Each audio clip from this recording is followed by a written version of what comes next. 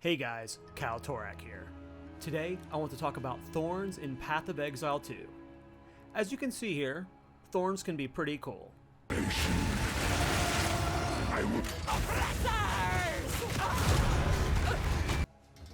How was I able to achieve this though? And is it sustainable? For those that don't know me, I love Thorns builds. The first videos on my YouTube channel were for Diablo 4 Thorns Barbarian. I love builds like this, but let's break down how it works. Thorns reads, you do your Thorns damage to an enemy that hits you with a melee attack.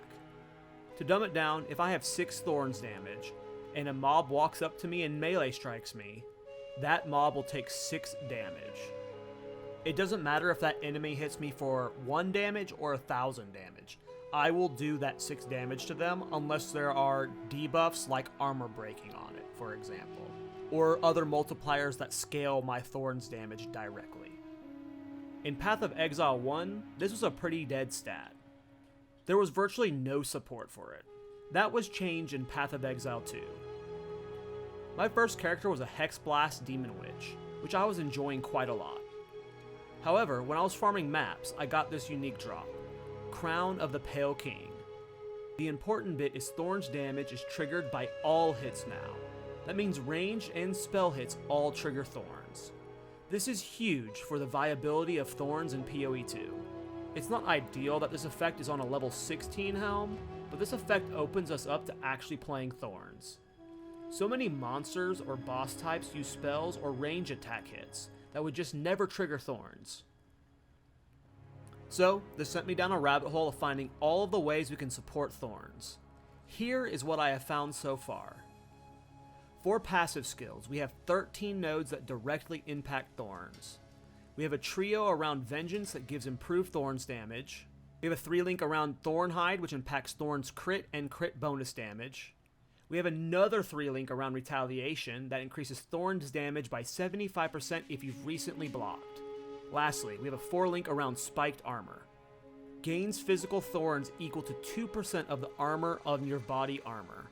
I was super hyped about this passive when I saw it, since Sturdy Metal is a thing.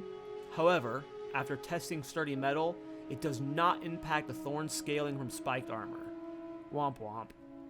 For Ascendancy, I am still not sure what's best yet. I'm torn between Warbringer and Titan. Warbringer with Anvil weights, imploding impacts, and Turtle Charm might be fun for scaling Thorn damage as high as we can. If Titan's Stone Skin buffs Thorns damage, obviously that's huge, but since that didn't work for the previously mentioned Sturdy Metal, I will assume the same for Stone Skin. Hulking Form is huge though, it buffs all the small passive skills from Thorns, which will be huge. Plus more strength is more life. Thorns requires you to take damage, so more life is always good. So of course, Mysterious Lineage is also good. I haven't picked my Ascendancy yet, so let me know in the comments down below which you think I should take. We have, as far as I can tell, 5 uniques for Thorns. Starting with by far the worst, Crown of Thorns. Nothing special, and most people probably won't use this. It just gives you physical Thorns damage, and it will be replaced pretty fast. Crown of the Pale King is core to this build.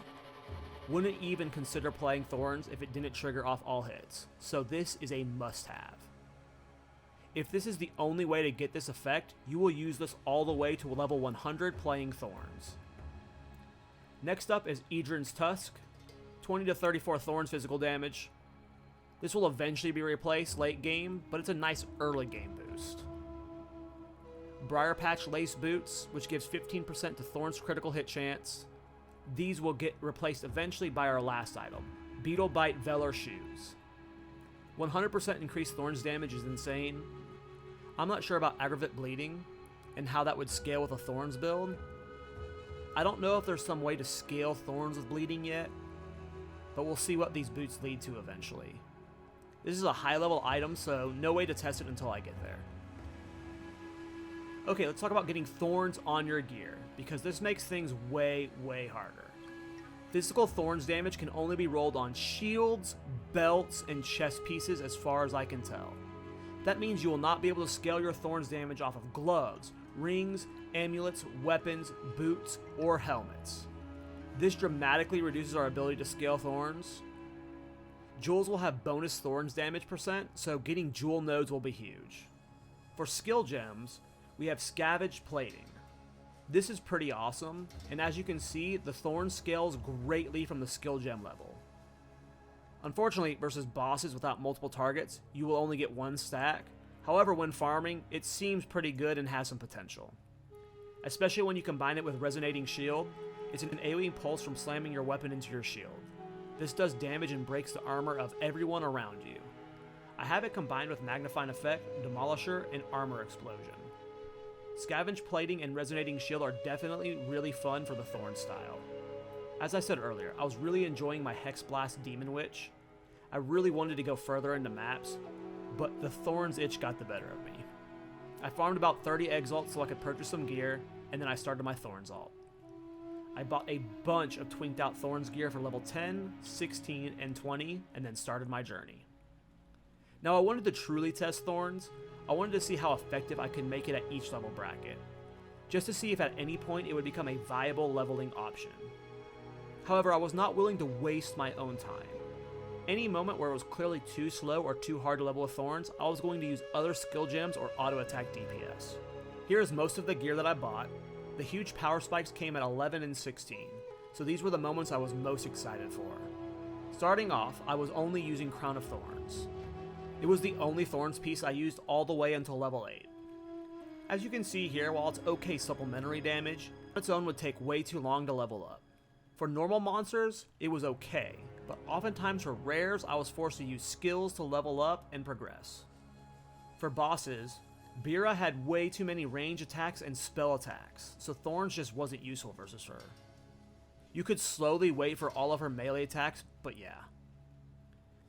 The Devourer was awful for Thorns.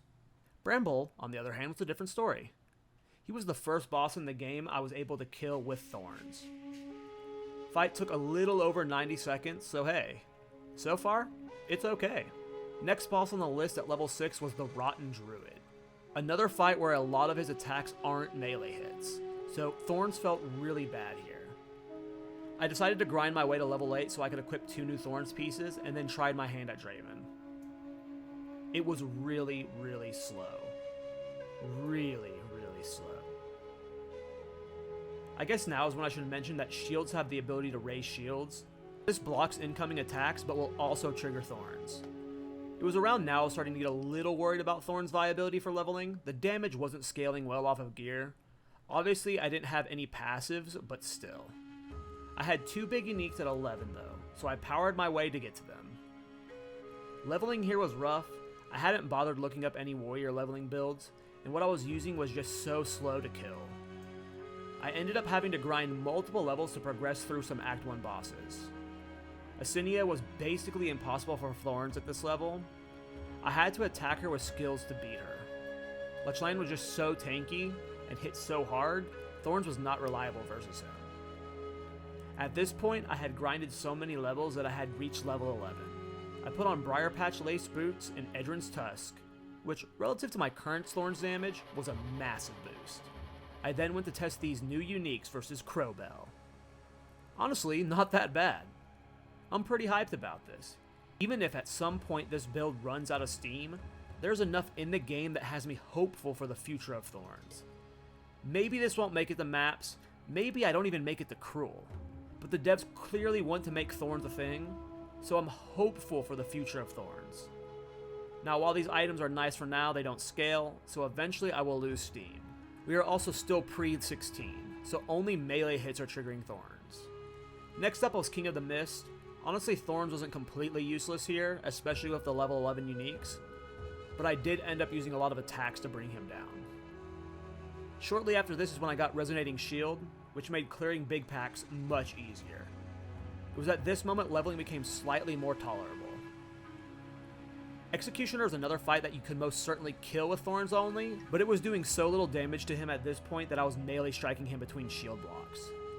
I imagine Thorns melee weaving will be the thing, weave attacks between shield blocks. From here, I was really forced to level with Resonating Shield. It's pretty fun for the Thorns build. I enjoyed this portion of leveling a lot despite how meh it felt in terms of speed. I got to the Act 1 final boss right before I hit level 16. I wanted to test out the Crown of the Pale King on him, so I grinded for a bit then dove in. Honestly, I had forgot that he did the big ice barrage before going into this. First time he hit me with it, it was only a glancing blow, but it still looked pretty awesome. As you can see, if Thorns is scaled to the level of the content, it might have a place. The problem from here would be making sure I can scale the damage. I went into Act 2 super hyped after that kill, and was immediately disappointed.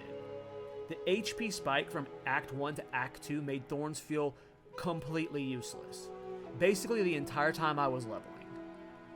Now, it's not actually useless, I'm clearly able to clear, it's just so very slow compared to a normal build. Wrathbreaker was the first Act 2 boss I fought, and it was a really slow kill. Rudra was a lot more fun on the other hand. They have a similar high attack rate ability with the flamethrower, so I was able to spike him pretty hard a couple times. I continued on, and from here some fights went well and others were annoying. Balbala was very easy. Jamanra on the other hand just attacked so slow, so it took forever to kill him with Thorns. It was here I wanted a power spike, so I decided to try my first trial. I'm not a PoE 1 player, but despite having done this already on my witch, I completely forgot how trials worked. You lose honor when you get hit, and when you hit 0 honor, you lose the trial. So it's kind of hard to make Thorns work when you have to take damage and get hit. There are relics you can get that reduce the amount of honor you lose, and you can do some block stuff, but ascending with only Thorns at level seems very difficult. This is currently where my journey is at. I'm going to throw out my passive point path I'm taking. My initial hope going this way was armor focused route, getting the armor perk to scale off of Thorns body armor. But like I mentioned, we already confirmed that doesn't work, so I'm probably going to have to redesign the tree a bit. With my current passive point limitations, I can't boost Thorns damage enough to depend on it for an Act 2 clear. Because we are limited to what items can roll Thorns, being shields and belts really right now since we have a unique chest, there isn't any way I can massively spike Thorns right now, at least without ascending. I am not sure how to proceed with Thorns. I would ideally like to make it all the way to maps playing Thorns, but I do not see that being efficient, and maybe it's impossible. Forge Master, for instance, I'm not sure it'll be possible to kill him with Thorns before the lava wall kills you. It's possible I need to level up as a normal warrior build, then transition to Thorns somewhere in the 60s. I'll do my best to keep you guys updated on the build. If you have any thoughts, feedback, or questions, post them below. I do not pretend to be an expert at all with this game. It's quite possible there are things I just don't understand or interactions I am unaware of. I am not a PoE god by any means. If you enjoyed this video, please like and subscribe. Take care, and see you in the next one, boys.